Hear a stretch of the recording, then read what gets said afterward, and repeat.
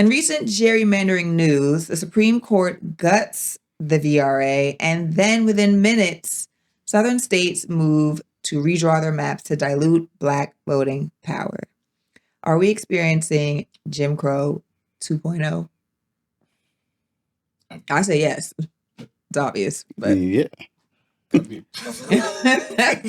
Yeah, sure. Unanimous decision. Yeah, I think it's pretty obvious. I don't know. I think it's complex, especially just in the times we're in now with the ideologies we all kind of like surround ourselves with now. Like for that to actually happen, I do think we're on the pace for civil war. Like I do think the country is hella divided, and we're on the pace to duke it out at some point. But Jim Crow Part 2, I don't know if we're gonna get there. I think we're just gonna go to war at that point. It's not even gonna be a discussion. I think it's a slippery question in the sense that I don't know that we ever left Jim Crow. Yeah. Right. Right. Yeah. And so Jim Crow 2.0, sure. Like, we or already- it's just we've what been America there. is. America is an experiment in white nationalism, white supremacist nationalism. That's what it always was. That's how it was founded. So whenever you see a population of people on the come up, the idea is to get back to the experiment. That's what the roots and foundation of this place is. I don't know that we're ever going to have a civil war, though, just because what America and what capitalism has so brilliantly done is it's made us complacent. There is a sense of apathy here that is probably our bigger enemy. Like, stupid or ignorant white people doing stupid, ignorant white people stuff. That's not going anywhere. But our apathy, right, seems to be growing. Right, the number of Black people that are now caping for, or you say glazing these Republican or right wing politicians, or the seemingly now woke but right wing, racist people like Marjorie Taylor Greene, Joe Rogan. Like it's all getting mixy, and I think that that's also aiding in the apathy. And so now, and then you have this like population or generation of Black people who see themselves approaching a seat at the table, and they value that seat at the table, or they value that process of getting to the table more than they value liberation. And that's the thing about like, what you have in America. You have choices, and you have the choice to be free or rich. They're not the same thing. Right. And I think that that's what we're struggling with. We're doomed. I don't mean to like come off as like doom and gloom, blah, blah, but we're doomed. We don't have any Black leaders. So civil war, who's going to lead us in the civil war, and what are we going to gain from it? What are we going to come out on the other side with after civil war? Nothing, because we don't have anybody leading the way. We don't have Martin Luther Kings and Malcolm X's anymore to educate the Black community and basically reinstall and reprogram our brains to understand, hey, we've clearly forgotten the mission. We've forgotten the steps that we need to be taking to ensure our progression. And I would push back on that. I think we do have Black leaders. I think that we have a much more developed and technical COINTELPRO program in place in America. And so the people that are leading, many of these causes, we don't know about them because they get lost in the algorithm. The people whose voices should be amplified are not being amplified. Instead, the voices that are amplified are entertainment voices, right? Exactly. They are the sports players, they are the rappers, the singers, the what do you call them? Reality TV show celebrities. So celebrity has a higher value mark in American culture than information and education. But there are people there's Reverend Barber down in DC who has been really like a stalwart in terms of educating people on poverty and class and race and how we need to organize, ways that we need to organize. There are people that are showing up in real ways, but they just don't get the mic. So but also we live in a different generation where I don't think that we should be relying on leaders, right? We should be we should be relying on information, data, and we should be relying on collective organization, because we learn that when leaders get killed. Right. There should be a Yeah. balance. There should be a balance for sure. I think that, relying solely on a leader, obviously, leaders get killed, right? They're human beings. Or character assassinated. But right. But I think there should be a balance. Like, a lot of people are not they need to be galvanized by someone, if not someone, something, but something, by something, sometimes it's too late when that something happens, or that something is very like cataclystic, right? We got people though. We got Tamika Mallory. We've got people like my son. If we're looking at very public facing people, there are people that are leading the charge, right? But it's just not cool to be an activist, and that's the problem. The problem is, like, typically or historically, Black people, we define what's cool, but we've allowed them to co-opt terms like woke. We've allowed them to like steal the thunder from every movement. There's been movements every 5 to 10 years here, right? Whether it was Black Lives Matter. Black Lives Matter. Before that, it was the Wall Street. Occupy Wall Street. Like, there's been, but they always get co-opted because there's a very strategic and intentional, like, COINTELPRO program in place. Yeah. I mean, I feel like also like the Black Lives Matter, Occupy Wall Street, I feel like those movements also had the issue of not having like sharp like directives of like, we need these things, and that's what this is about, right? Because like I feel like what happens was some of the stuff is like, like you're talking about, like, let's say like defund the police, which was like a big thing where everyone kind of misconstrued like what does that even mean, right?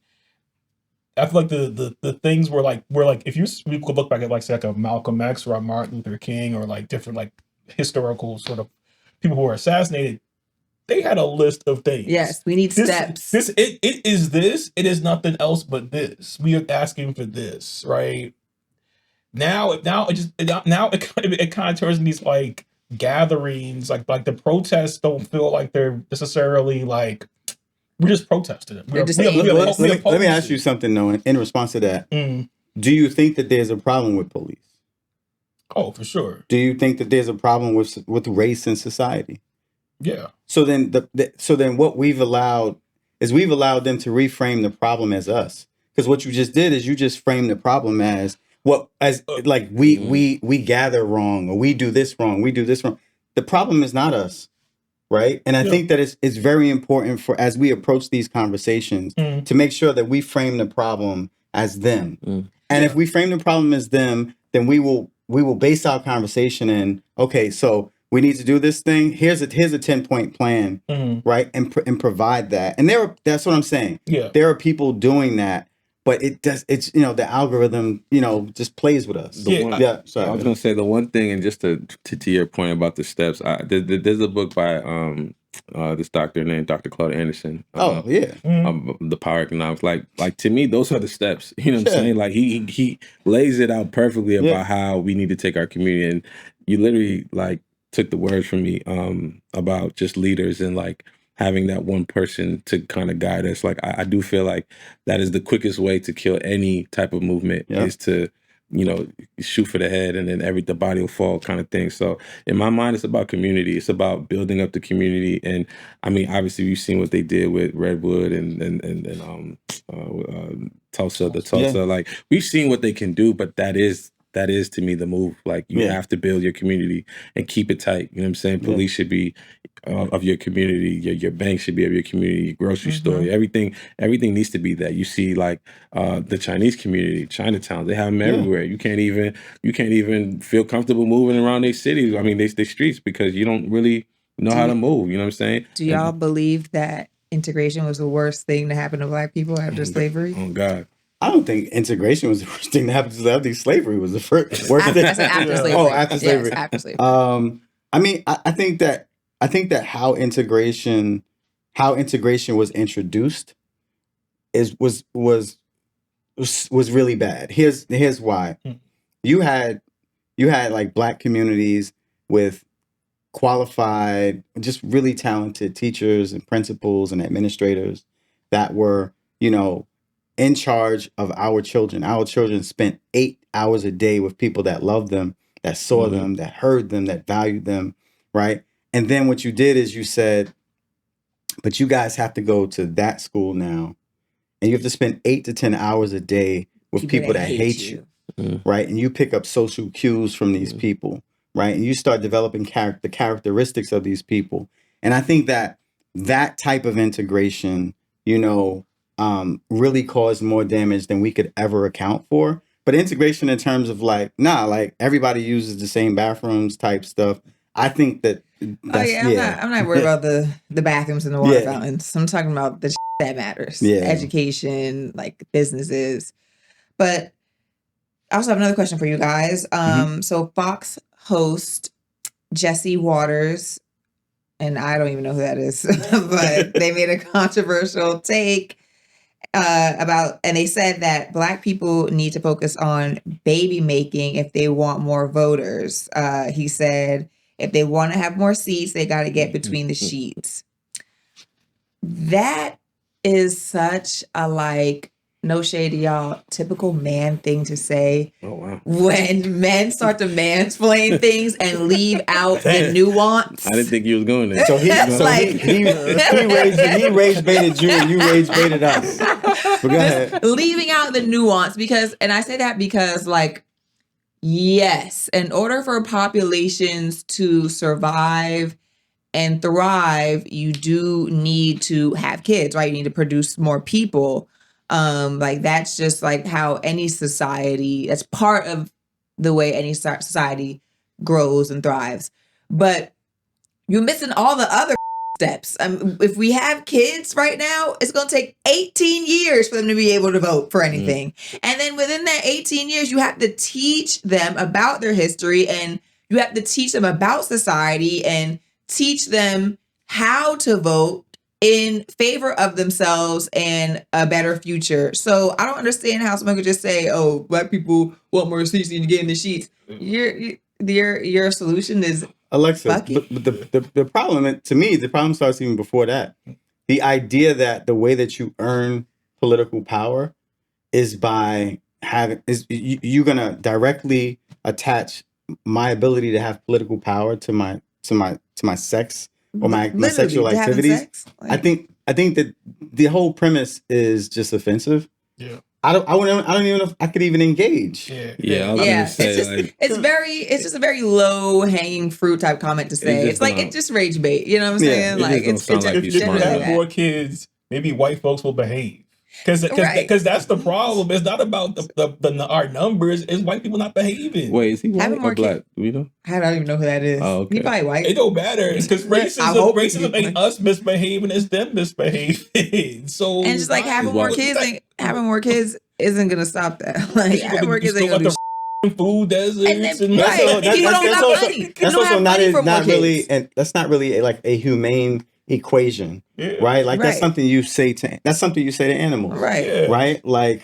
So the idea of, hey, go procreate if you guys want more voting rights is dismissive, it's racist, whether the person is Black or white, because nowadays you don't even need white people to reinforce white supremacy. Black people are doing it. So so Jesse Waters could eat one. I could care less whoever about his